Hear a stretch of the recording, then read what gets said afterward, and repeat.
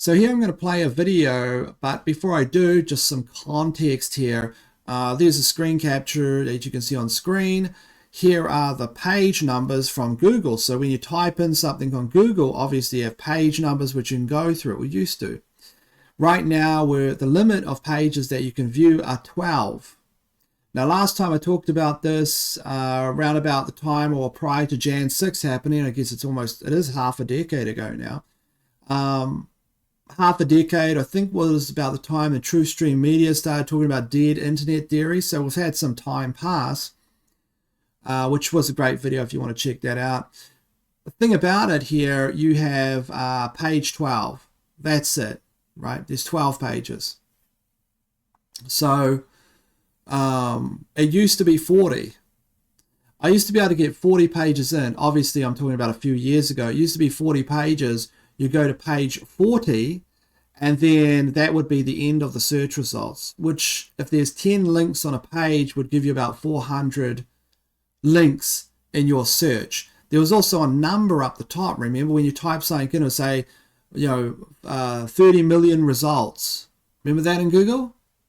Let's take a look at this video here I have recorded. So here's a video I recorded earlier just to show you this. As you can see, I'm going down to page 10. I am searching for Windows, a generic term up there, Windows. And you can see I get to page 12, and you go down and it says, repeat the search with the omitted results included. So I click that. See, it's got 12 there. So I click the omitted results in a moment. There we go. And then I go down. Okay, and we go through the search results again. So go page 10, and then, go to a page 11, and we actually have less pages. So there you are, and that's just on repeat, so that'll just repeat now, but I'll give you something to watch in the background while I just talk about this briefly. So we have gone to half a decade ago, dead internet theory, then about like 40 pages of results. This is Google. This is the most used search engine, and the term is just Windows, right? Which could be anything. It could be the window of a house. It could be Windows, the operating system. But you have gone from 40 pages of results, after dead internet theory and people saying that it's a fishbowl world, to now coming down to 12. At this rate, we should be down to like about, because that's a reduction of 2/3. So 2/3 of 12 is we should be down to 4 pages soon, right? Well, not 2/3, but 1/4 would be 1/3 of 12. Or we should be down to like, 2 or something like that, right? Or 3 or something. We should have 3 pages in the future.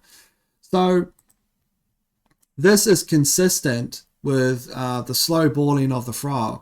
This is consistent in the design of a well laid out plan, which is done at speed, at which people will not notice largely. But even if they did notice, they wouldn't talk about it, because we know now that they have the complete capacity to kill any kind of signal regarding conversation in any kind of social media company. The manipulation was this. Many years ago, in the early 2000s, of course, you had GeoCities, things of that nature, right? I'll play a little bit more of it, just repeating there. But you had like GeoCities. And like I've talked about in the past, the one beautiful thing about GeoCities or Homestead and these kinds of plays in early 2000 was, for the first time, people could construct a platform for themselves, very easy. It was a cut and paste websites, these kinds of websites. And they could talk about the little things in life that is their life, that identifies them, like their turtle collection, or the fact they collect certain kind of books. They could express themselves in a very pure way, in an edited way, with all the information and, picture of themselves or whatever on there, and like what they like to do, and they could have a counter and a guest book. Facebook comes in at 2007, comes in and takes this and says, yes, you can express yourself over here, and you can express yourself to all your friends. It hacked the psychological mechanism that is a desire in human beings in order to connect and form their own kind of tribe, and with their friends, and stay in contact with their friends and family. It took that, and exactly the same methodology you're seeing here with Google in relation to information took place on Facebook and every single social media. which was the constriction over time, the removal of the individual's identity and the ability to express themselves, and the constriction of information to the point where they were trapped, like wild pigs, right? And the parable regarding wild pigs being trapped by throwing grain on the ground, the wild pigs start eating it, you build one side of the fence, they're scared, they won't come near you. You throw the grain beside one side of the fence, and so on and so forth. You build all the sides of the fence and then the gate, and you have trapped wild pigs. And that's what's happened to humanity. The same methodology you see pointed out here, and this kinds of like,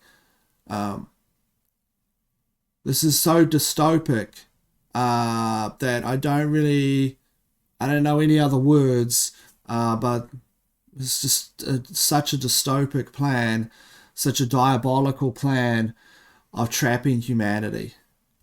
And that's what they've done. They have trapped humanity by removing everything. But there is a silver lining. Humans want to be free. We desire to be in contact with other people, largely, on the internet or through friends and family, right? There is a desire there in order to have...